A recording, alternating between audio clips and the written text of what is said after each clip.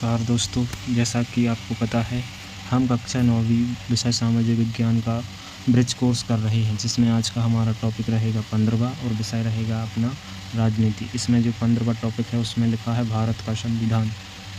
तो आप यहाँ से देख लेंगे कि भारत का संविधान क्या है। ठीक है, चलिए आगे बढ़ते हैं और आप यहाँ से देख लेना भारत का संविधान क्या करता है। इसके नीचे दिया गया है कि भारत का संविधान निर्माण कब हुआ। जैसा कि संविधान सभा के लिए जुलाई 1946 में अप्रत्यक्ष प्रणाली से चुनाव हुआ। इसमें सदस्य थे बच्चों 299 सदस्य थे। सभा ने 26 नवंबर 1950 को अपना काम पूरा कर लिया। भारत का जो संविधान है 26 जनवरी 1950 को लागू हुआ। इस दिन की याद में हम हर वर्ष या हर साल 26 जनवरी को गणतंत्रता दिवस मनाते हैं। कुछ याद रखें, भारत को संसद में यानी कि संविधान को संसद में एक हीलियम से भरे कांच के डिब्बे में सावधानीपूर्वक संग्रहित किया गया है।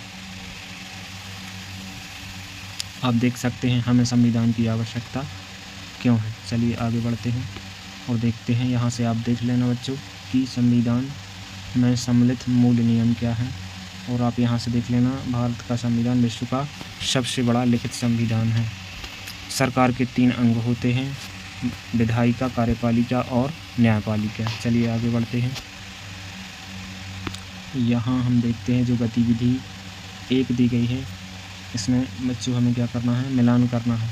तो यहाँ से आप देख सकते हैं बच्चों कि भारत सरकार के अंग कितने हैं। तो आपको यहाँ भरना है कि भारत सरकार के अंग 25 हैं। और भारत संविधान में भाग कितने हैं, तो भारत के संविधान में भाग 3 हैं। और भारत का संविधान जैसा कि हमने अभी ऊपर देखा था कि भारत का संविधान 26 जुलाई 1950 को लागू हुआ। चलिए गतिविधि 2 दी गई है, इसमें देखते हैं। इसमें हमें बच्चों खाली स्थान रिक्त स्थानों की पूर्ति करते हुए अनुच्छेद को पूरा करें। तो बच्चों यहाँ पर भरना है भारत का संविधान सभा के निर्माण के लिए 1946 में चुनाव हुआ। इसमें सदस्य जैसा कि हम पहले देख चुके हैं 299 सदस्य थे, यानी सदस्यों ने भाग लिए। 26 जनवरी 1950 को अंगीकृत किया गया। इसमें 3 भाग थे, वर्तमान में 22 भाग हैं। यहाँ पर अनुच्छेद की संख्या बच्चों भर लेनी है 394। और यहाँ पर विश्व का सबसे लंबा भारत का लिखित संविधान है, जैसा कि हमने इसके पीछे वाले पेज में देखा था। चलिए यहाँ से हम आगे बढ़ते हैं। यहाँ पर आपको देख लेना है बच्चों सरकारें, पंचायती राज और केंद्र। चलिए हम अगले पेज पर बढ़ते हैं और आगे पुस्तक को भरने का प्रयास करते हैं। यहाँ पर बच्चों हमको दी गई है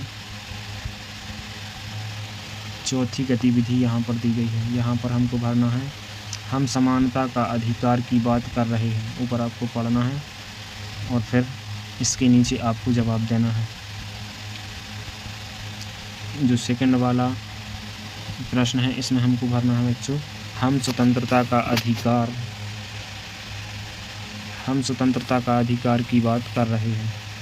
और इस प्रश्न में यदि हम कह सकते हैं कि हमें अभिव्यक्ति और भाषण की स्वतंत्रता, सभा संगठन बनाने की स्वतंत्रता, देश के किसी भी भाग में आने जाने और रहने तथा कोई भी व्यवसाय करने, पेशा या कारोबार करने का अधिकार। तो बताइए हम किस अधिकार के विषय में बोल रहे हैं। यानी कि इसमें हमें भरना है हम स्वतंत्रता का अधिकार की बात कर रहे हैं। नीचे इसमें हमें भरना है बच्चों इस प्रश्न में हम शोषण के विरुद्ध अधिकार की बात कर रहे हैं। नीचे हमको भरना है धार्मिक स्वतंत्रता का अधिकार।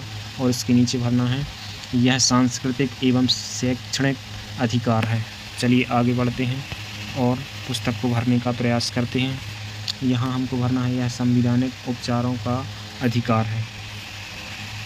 बच्चे जो हमें 5वीं गतिविधि दी गई है, चलिए हम इसको देखते हैं और भरने का प्रयास करते हैं। वाक्य दिए गए हैं या वाक्य दिया है, इसमें संबंधित मौलिक अधिकार दिए हैं। सीता को मंदिर जाने से रोक नहीं सकते, तो यह कौन सा अधिकार है, धार्मिक स्वतंत्रता का अधिकार है। अमित रोजगार के अवसर प्राप्त हुए हैं, अमित को रोजगार के अवसर प्राप्त हुए हैं, यह समानता का अधिकार है। अगर आपको लगे कि आपके मौलिक अधिकारों का उल्लंघन हुआ है, यह बच्चों संविधान उपचारों का अधिकार है। जो चौथे नंबर पर वाक्य दिया है, सार्वजनिक स्थानों पर सभी की पहुँच। ये बच्चों हमारा समानता का अधिकार है। 5वें नंबर पर जो दिया गया है वह है 14 वर्ष से कम उम्र के बच्चों को मजदूरी पर रखना अपराध है। यह बच्चों शोषण के विरुद्ध अधिकार है। चलिए हम अगले वाले पेज पर बढ़ते हैं और पुस्तक को भरने का प्रयास करते हैं। तो यहाँ पर बच्चों हमें दिया गया है टॉपिक नंबर 16 और जिसमें दिया गया है लोकतंत्र। इसमें कुछ और भी दिया गया है कि ग्रामीण स्तर पर, राज्य स्तर पर और राष्ट्रीय स्तर पर। तो ग्राम स्तर पर जो ग्राम का मुखिया होता है वो सरपंच, विधानसभा में विधायक और राष्ट्रीय स्तर पर सांसद। चलिए आगे बढ़ते हैं और पुस्तक को भरने का प्रयास करते हैं। आगे बच्चों हमें दिया गया है लोकतंत्र के उद्देश्य।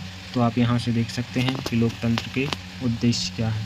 चलिए अब हम आगे बढ़ते हैं और अपनी पुस्तक को भरने का प्रयास करते हैं। यहाँ पर जो कुछ ज़रूर याद रखने वाली जो चीज़ें हैं वो आप यहाँ से देख सकते हैं। जैसे लोकतंत्र में जनता सर्वोच्च होती है, स्वतंत्र चुनाव होता है, कानून का शासन होता है, मौलिक अधिकारों की रक्षा होती है, शक्ति का विभाजन, जवाबदेही शासन की होती है। चलिए अब जो गतिविधि हमें दूसरी दी गई है उसमें हम देखेंगे और इसको भरने का प्रयास करेंगे। तो जो पहला प्रश्न दिया गया है वह है लोकतंत्र किसे कहते हैं। लोकतंत्र को जनता का शासन कहते हैं। और प्रश्न क्रमांक जो दूसरा दिया गया है, लोकतंत्र में अंतिम शक्ति किसके पास होती है। तो बच्चों यहाँ हमें देखकर भर लेना है कि लोकतंत्र में अंतिम शक्ति जनता के पास होती है। चलिए हम तीसरा प्रश्न देखते हैं और अपनी पुस्तक को भरने का प्रयास करते हैं। भारत में कितने वर्ष में लोग वोट दे सकते हैं। तो यह बिल्कुल ही सरल प्रश्न है और सभी बच्चे इसको ध्यानपूर्वक भरेंगे कि भारत में 18 वर्ष के लोग वोट दे सकते हैं। चलिए चौथा प्रश्न को देखते हैं। भारत में लोकसभा चुनाव कितने वर्षों में होता है। तो भारत में बच्चों लोकसभा का चुनाव 5 वर्षों में होता है। चलिए अगला प्रश्न देखते हैं। प्रश्न क्रमांक 5 है, लोकतंत्र में नागरिकों को सबसे महत्वपूर्ण अधिकार क्या मिला है। तो चलिए बच्चों लोकतंत्र में नागरिकों को मतदान का अधिकार मिलता है। चलिए हम आगे बढ़ते हैं। अब आगे बच्चों जो दिया गया है आपका टॉपिक दिया गया है टॉपिक नंबर 17 और इसमें दिया गया है सरकार के अंग। तो जैसा कि बच्चों नीचे दिया गया है कि सरकार के कितने अंग होते हैं। तो प्रमुख तौर पर सरकार के 3 अंग होते हैं, विधायिका, कार्यपालिका और न्यायपालिका। यहाँ से आप देख सकते हैं यहाँ पर 2 सदन होते हैं, राज्यसभा और लोकसभा। राज्यसभा को उच्च सदन कहते हैं और निम्न सदन को लोकसभा कहते हैं। नीचे दिया गया है बच्चों देख सकते हैं आप, विधानसभा में जो सदस्य होते हैं उनका कार्यकाल 6 वर्ष का होता है और जो लोकसभा में सदस्य होते हैं उनका कार्यकाल 5 वर्ष का होता है। चलिए आगे बढ़ते हैं। कुछ ज़रूरी याद रखने योग्य हैं। लोकसभा और राज्यसभा मिलकर संसद कहलाती हैं। चलिए आगे बढ़ते हैं। यहाँ पर आप देख सकते हैं बच्चों की राज्य स्तर पर विधानसभा और विधान परिषद होता है और कमेंट में आप बता सकते हैं कि राष्ट्रीय स्तर पर क्या होता है। विधायिका के यहाँ पर कार्य दिए गए हैं तो आप इनको ध्यानपूर्वक पढ़ना है। चलिए आगे बढ़ते हैं और गतिविधि 1 को भरने का प्रयास करते हैं जिसमें हमें दिया गया है प्रश्न उत्तरी। सरकार के कितने अंग होते हैं। तो जैसे कि हमने अभी ऊपर पढ़ा है सरकार के 3 अंग होते हैं। प्रश्न क्रमांक जो दूसरा दिया गया है, बच्चों बताइए अगर उच्च सदन को राज्यसभा कहते हैं तो निम्न सदन को क्या कहते हैं। तो बच्चों निम्न सदन को लोकसभा कहते हैं। प्रश्न क्रमांक जो तीसरा दिया गया है उसमें हम देखने का प्रयास करते हैं कि क्या भरना है। रूपा बताओ अगर आपको काका की उम्र 30 वर्ष से कम है तो क्या राज्यसभा का चुनाव लड़ सकते हैं। तो इसमें बच्चों हमको भरना है नहीं, राज्यसभा का चुनाव लड़ने के लिए न्यूनतम 30 वर्ष न्यूनतम उम्र 30 वर्ष होनी चाहिए। चौथे प्रश्न को भरना है और इसका आंसर भरने का प्रयास करना है। तो इसको बच्चों आप अच्छे से पढ़ लीजिए और इसमें भरना है लोकसभा का चुनाव लड़ने के लिए न्यूनतम आयु 25 वर्ष होनी चाहिए। चलिए 5वें प्रश्न को देखते हैं बच्चों और भरने का प्रयास करते हैं। 5वें प्रश्न में बच्चों भरना है लोकसभा में कितने सदस्य चुनाव में जीत हासिल करके पहुंच सकते हैं। तो इसमें भरना है लोकसभा में अधिकतम 552 सदस्य चुनाव में जीत हासिल करके पहुंच सकते हैं। कितने बच्चों 552। चलिए आगे बढ़ते हैं और हम अपनी किताब को भरने का पूर्ण प्रयास करते हैं। प्रश्न क्रमांक जो बच्चों दिया गया है मध्य प्रदेश में कितने सदन हैं। तो बच्चों मध्य प्रदेश में 2 सदन हैं। जो 7वां प्रश्न दिया गया है संविधान सभा के सदस्य क्या कहलाते हैं? संविधान सभा के सदस्य बच्चों विधायक कहलाते हैं।